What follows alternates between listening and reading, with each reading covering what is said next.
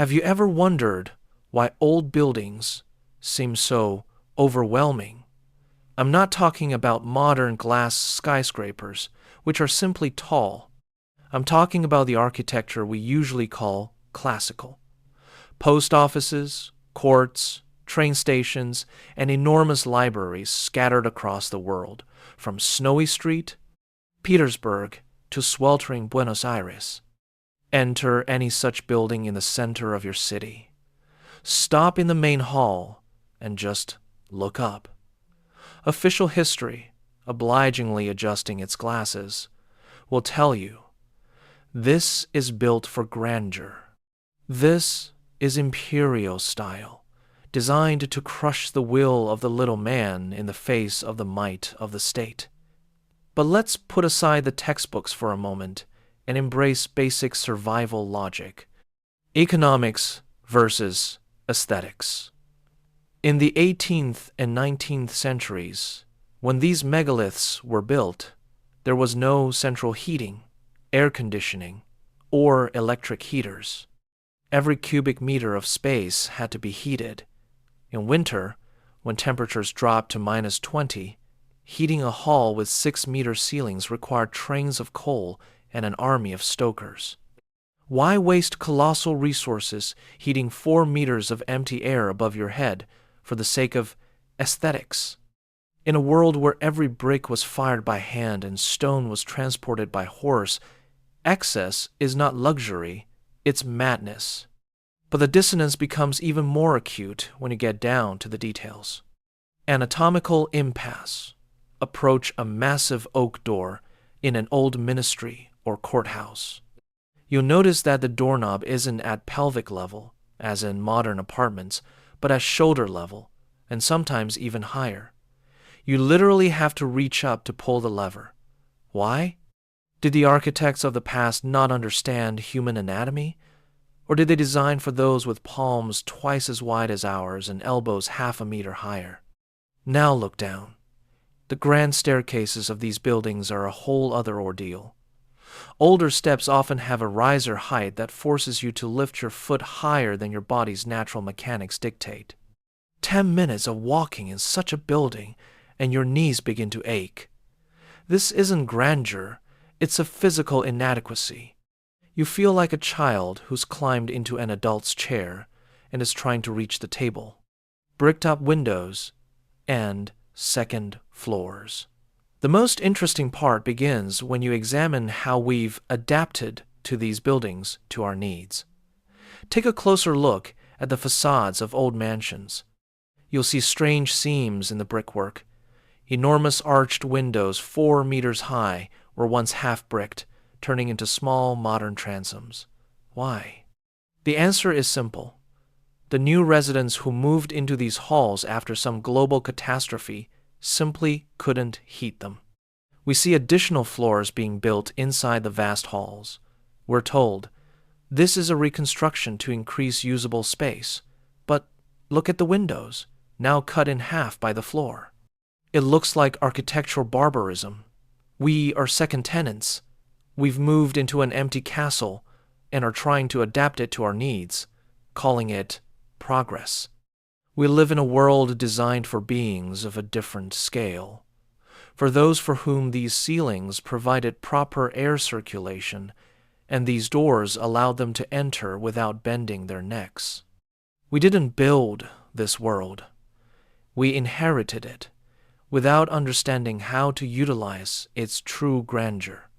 And while we believe in fairy tales about architectural style, the stones continue to silently bear witness to the fact that titans once walked here. If architecture is the skeleton of a forgotten world, then tools and furniture are its flesh. Official science has an uncanny ability to ignore objects that don't fit its paradigm, labeling them curiosities or exhibits. But if we examine these objects closely, the masks fall away. The myth of guild symbols. The storerooms of many European and American engineering museums contain artifacts that make engineers shudder.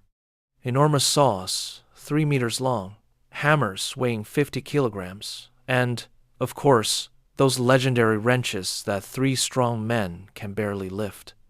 Historians unanimously insist these are advertising signs. They were hung above the entrances to metalworkers' or carpenters' shops to attract attention. Sounds logical until you pick up a magnifying glass. A real sign is made of lightweight material, tin, wood, or hollow iron. But the tools we're talking about are made of high-quality hardened steel or cast iron. Furthermore, their working surface is the teeth of saws. The edges of wrenches bear traces of actual use. Have you ever seen an advertising mock-up with traces of thermal erosion and the characteristic nicks from colossal torque? These tools worked. They tightened nuts on structures the scale of which we can barely comprehend today. To effectively use a wrench weighing 120 kilograms, the operator had to be not only over 3 meters tall, but also have the corresponding muscle mass and leverage. The mystery of uncomfortable chairs.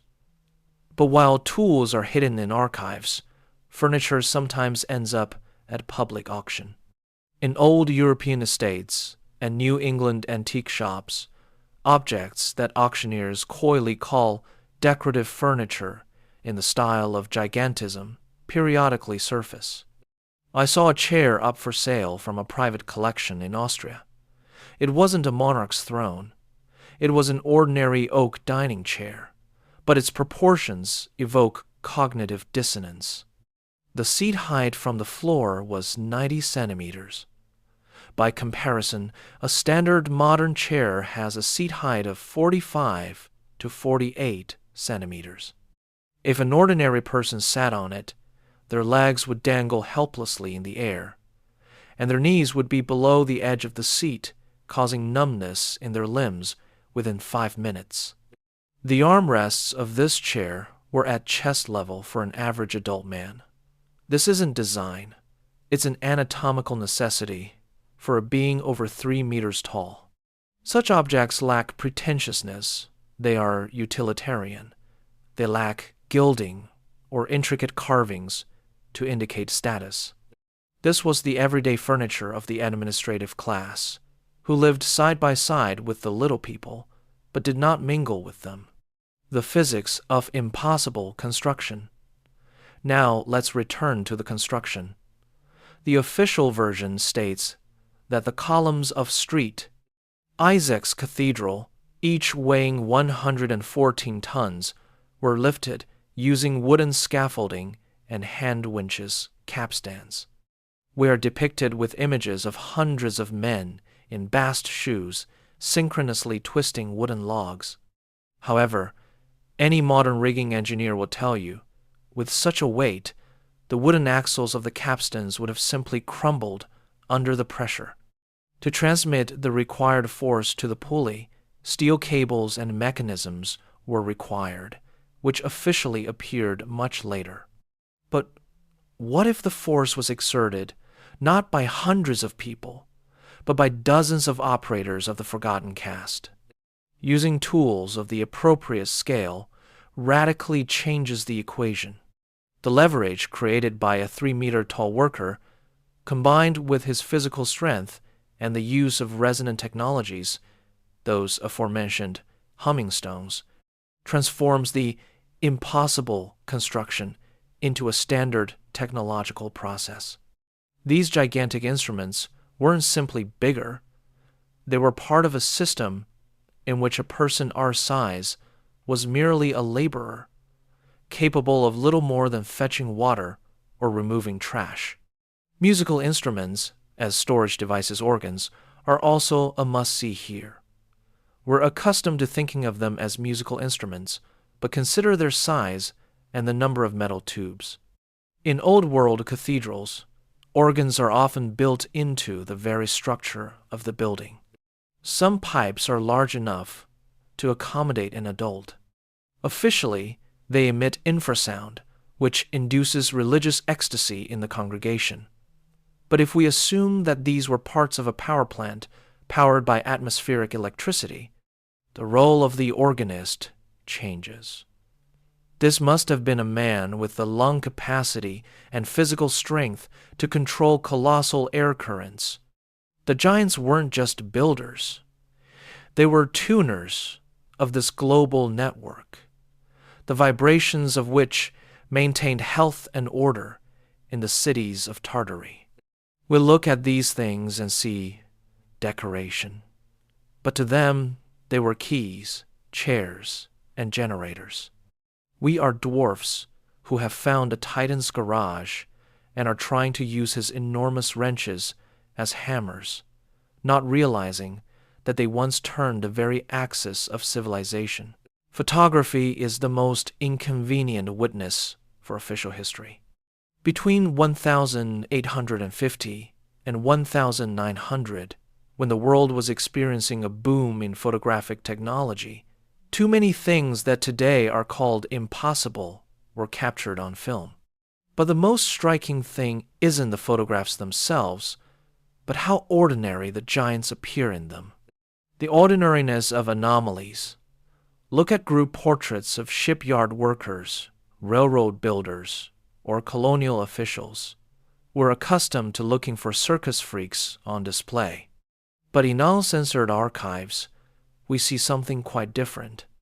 In one photograph of a bridge opening in Ohio, 1882, two men stand in the crowd.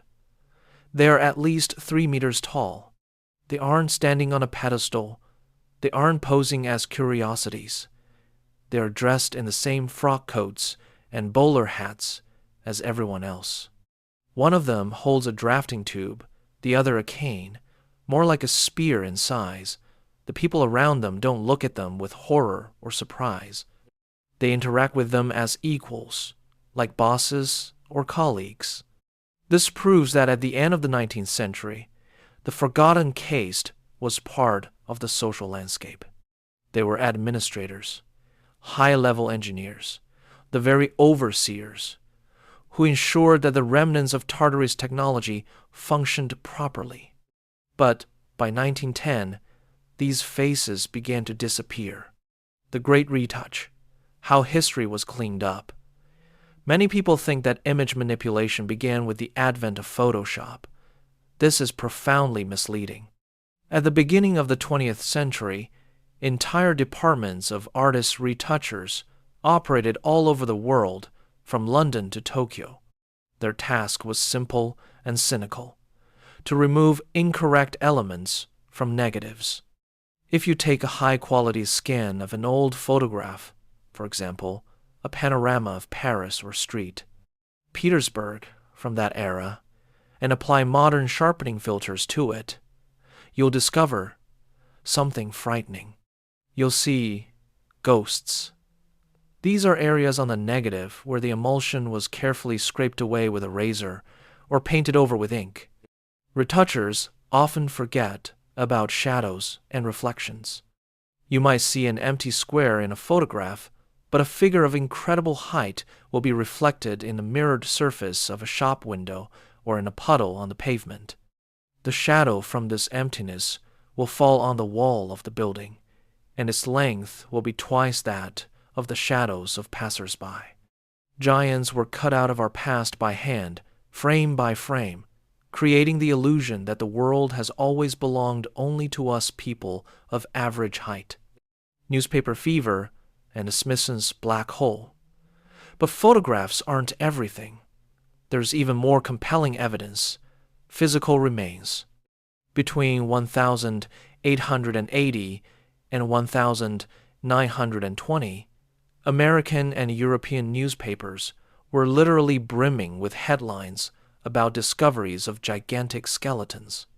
New York Times, 1885. A skeleton, 7 feet 6 inches tall, 230 centimeters in copper armor, has been discovered in a mound in West Virginia. Scientific American, 1891. Bones of men who were at least 9 feet tall, 275 centimeters in life, have been found in excavations in Illinois. These weren't tabloids. They were serious publications reporting facts. Most of these articles featured the same phrase. The find was handed over to representatives of the Smithsonian Institution for further study. And there the story always ended. The Smithsonian, supposedly created to disseminate knowledge, in reality became a gigantic graveyard for evidence that doesn't fit Darwin's theory. When independent researchers inquire about these exhibits, the official response is always the same. The records are lost. The specimens were destroyed in a fire. Such finds never existed. Hundreds, if not thousands, of skeletons with double rows of teeth, elongated skulls, and incredibly powerful bones disappeared into the basements of this institution. Why? Because acknowledging the existence of the forgotten caste automatically undermines all of modern anthropology. If giants with advanced technology existed before us, then we are not the pinnacle of evolution. We are degraded descendants, living on ruins whose scale we are not even allowed to comprehend. The end of the age of giants. Why did discoveries cease after the 1920s? Not because the skeletons ran out, but because the system closed the doors. It was during these years that strict academic censorship was established. Any archaeologist who dared report a bone that was too big had their careers shut down and their grants revoked. Giants are no longer officially discovered, but they continue to be found by ordinary construction workers, farmers, and diggers. And each time, the scenario repeats itself. Uniformed men arrive. The area is cordoned off. The bones are removed, and then complete silence. The frame is empty again. But we know. There, deep in the archives, beneath a layer of dust and a secret stamp, those who once built this world are still preserved. And their empty eye sockets still stare at us, reminding us of who we were and what we have lost. How do you hide an elephant in a room? You have two options. Either bury it, or convince everyone it's not an elephant, but a quirky interior detail. In the mid-19th century, our history was subjected to both. The mystery of buried cities. Look at any old building in the center of your city, be it London, Moscow, Prague, or a remote town in Siberia. Almost everywhere, you'll see the same picture. Full-size ground floor windows, half or completely buried. Inside these basements, you'll often find ceremonial vaults, elaborate moldings, and full-size doorways leading to a dead end of clay and broken brick. The official explanation, cultural layer, or they built it that way to illuminate the basements, doesn't hold up to scrutiny. The cultural layer grows at a rate of 1 centimeter per century, not 3 meters in 50 years. Building a grand entrance that leads into a pit of mud is engineering suicide. The truth is far more terrifying. In the mid-1800s, a global cataclysm occurred, which alternative researchers call the mud flood. Enormous masses of earth, likely raised by tectonic shifts or atmospheric anomalies, engulfed the world. The giants, whose infrastructure relied on etheric electricity and resonant technologies, were the most vulnerable. Their cities were paralyzed, their mechanisms malfunctioning. And it was at this moment that those we today call the global elite entered the picture. World's fairs, ritual demolition of the past. Many wonder, if the buildings of the giants were so sturdy, why are there so few of them left? The answer lies in the phenomenon of world's fairs, which thundered across the planet from 1851 to 1915. Officially, we're told that Chicago, Paris, St. Louis, and San Francisco built temporary cities out of plaster and sticks. In a matter of months, enormous palaces, canals, power plants, and then they blew it all up and tore it down. Why? To build a park or a parking lot? This is utter nonsense from an economic standpoint. In reality, world's fairs were inventory and disposal sites. The new rulers found the surviving cities of Tartary, fenced them off under the guise of preparing for the exhibition, displayed their achievements of progress, which were, in fact, the legacy of giants to a stunned public, and then systematically destroyed everything that couldn't be adapted to human size or that betrayed the true creators. The buildings that remain the capitals, museums, and courthouses are mere crumbs that they managed to castrate and remake for us. Orphan trains and memory factories, but buildings are just stones. The important thing is the people. To erase the memory of giants, the population had to be replaced. In the mid-19th century, the strange phenomenon of orphan trains began in the United States and Europe. Tens of thousands of parentless children were transported from the empty cities of the East Coast into the interior of the continent. Where did so many orphans come from in peacetime? Where did their parents go, the very people who, just yesterday, lived side by side with giants? The answer lies in the mass opening of madhouses and asylums. In the second half of the 19th century, anyone who dared to speak of the fact that just yesterday, different machines operated and different people lived in their city was diagnosed with insanity. Mental hospitals became prisons for witnesses of the old world. Children were educated in new schools using new textbooks, where giants were relegated to the realm of fairy tales and myths. 20 to 30 years later, a generation grew up that looked at 3-meter-high doors and sincerely believed they were just an architectural style. Architectural castration. The process of adaptation was in full swing, dividing floors. In the enormous 8-meter-high halls, new floors were built, cutting the windows in half. Now, instead of one majestic hall, there were 3 cramped floors with low ceilings. Remodeling entrances. Tall arched portals were bricked up, and a small door, suitable for our height, was cut through at the bottom. Dismantling antennas. Decorations were removed from the roofs of buildings. These were actually ether capacitors. The new authorities replaced them with stove heating pipes, forcing us to pay for heat that had previously been free. The giants weren't simply killed.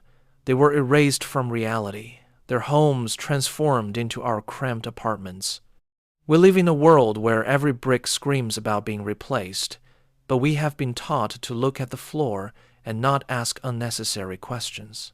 When we look at 19th century photographs of giants, we often make the mistake of perceiving them as some other race or alien invaders. But the truth may be far more intimate and terrifying. What if they weren't other, but a better version of us? What if we are them, only smaller, weakened, and deprived of the resources that made humans titans? Functional caste and biological resonance. In the world of Tartaria, or that global civilization whose ruins we inhabit, giants weren't tyrants.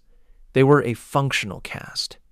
They were engineers, administrators, and custodians of resonant technologies. Their growth wasn't a random mutation.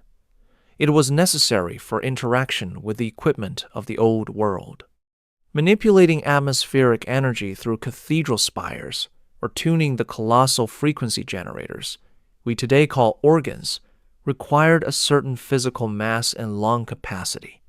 A person of our height simply couldn't withstand the vibrations that powered the old world. Giants were a bridge between pure etheric energy and material reality. That's why their presence in photographs is so mundane. They were part of the universe's service department. But when free energy was replaced by paid resources, coal, oil, and metered electricity giants became unnecessary. Moreover, they became dangerous. Their very existence was a reminder that the world could be different. Gigantism, a disease, or a program failure. Mainstream medicine calls it a pathology. When a person taller than 220 centimeters is born into our population, they are immediately diagnosed with acromegaly or a pituitary tumor. Their body is declared diseased, their bones brittle, and their life short. But what if modern gigantism isn't a mistake of nature, but a program failure of oblivion? The human genetic code stores information about a time when a height of 3 meters was the norm. Sometimes, for reasons unknown to science, dormant Tartary genes are activated. The system fears such people. It does everything it can to make them feel disabled in a world built for dwarfs. Try living your life as a 2.5 meter tall person in a modern apartment with 2.4 meter ceilings. You'll quickly realize that this world is designed like a cage to eliminate the very possibility of titans. We are children in an abandoned cathedral. We often boast about our progress, but take a sober look at it. We live in cities we didn't build. We use sewer systems we couldn't have designed, and which in Paris or Rome have been in service for centuries, while modern pipes rot within 10 years. We walk on bridges whose supports extend into foundations laid long before the official construction dates. We are like children who found an abandoned cathedral and turned it into a storage space for their toys. We look at the columns of the Parthenon or street, Isaac's cathedral, and say, how beautifully the ancient Greeks or Russian czars decorated their temples. We don't understand that these columns aren't decoration. They're parts of a vast machine that we simply don't know how to turn on. Our ignorance is the key to the peace of mind of those who redrew maps and burned encyclopedias. A legacy that cannot be concealed. History isn't linear. It's not a straight line from caveman to Elon Musk. It's a pulsation. And now we find ourselves at the nadir of this pulsation, trying to comprehend the grandeur of what we've lost. But look around. The next time you pass an old building with an unnecessarily tall door, don't be too quick to believe the 19th century architectural monument sign. Stop. Place your hand on the cold stone. Try to feel the low hum that once filled these walls. The giants haven't vanished without a trace. They left us their homes, their tools, and their shadow in our DNA. They wait for us to stop being mere consumers and become creators again. For us to stop fearing our own growth and start asking questions the system can't answer. Buildings remember everything. Photographs hold the truth. And the bones locked in the Smithsonian's cellars will sooner or later speak. Because a person's true stature is determined not by their physical size, but by the size of their spirit, capable of discerning the titan beneath the brickwork of the mundane. The echo of Tartary still resounds, and the only way to avoid it is to continue sleeping soundly. But it seems the time for sleep is drawing to an end.